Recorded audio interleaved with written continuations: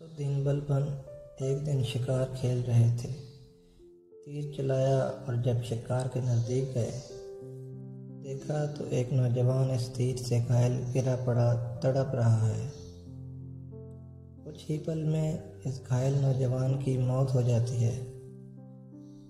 پتہ کرنے پر معلوم ہوا کہ وہ اس پاس کے ہی ایک گاؤں میں رہنے والی بزرگ عورت کا اکلوتا سہارا تھا اور جنگل سے لکڑیاں چن کر بیچتا اور جو ملتا اسی سے اپنا اور اپنی ماں کا پیٹ بھرتا تھا۔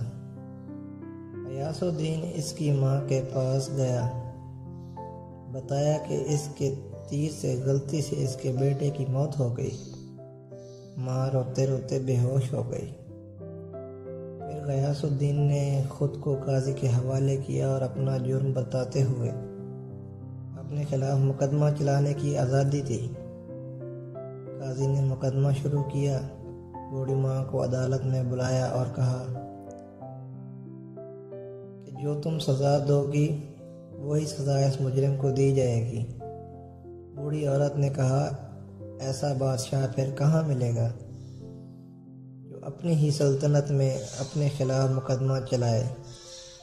اس غلطی کے لیے جو اس نے جان بوجھ کر نہیں کی، آج سے غیاث الدین ہی میرا بیٹا ہے اور میں اسے معاف کرتی ہوں۔ قاضی نے غیاث الدین کو بری کیا اور کہا، اگر تم نے عدالت میں ذرا بھی اپنی بادشاہت دکھائی ہوتی تو میں اس بڑھیا کے حوالے نہ کر کے خود ہی سخت سزا دیتا۔ اس پر غیاث الدین نے اپنی کمر سے خنجر نکال کر قاضی کو دکھاتے ہوئے کہا، اگر تم نے مجھ سے مجرم کی طرح رویہ نہ اپنایا ہوتا اور میری بادشاہت کا خیال کیا ہوتا تو میں تمہیں اسی خنجر سے موت کی گھاٹ اتار دیتا۔ تو دوستو، یہی تھا راز مسلمانوں کے دنیا پر حکومت کرنے کا۔ امید ہے آج کی کہانی آپ کو پسند آئی ہوگی۔ اگر آپ ہمارے چینل پر نئے ہیں تو ہمارا چینل سبسکرائب کریں اور بیل آئیکن کو دبا دیں۔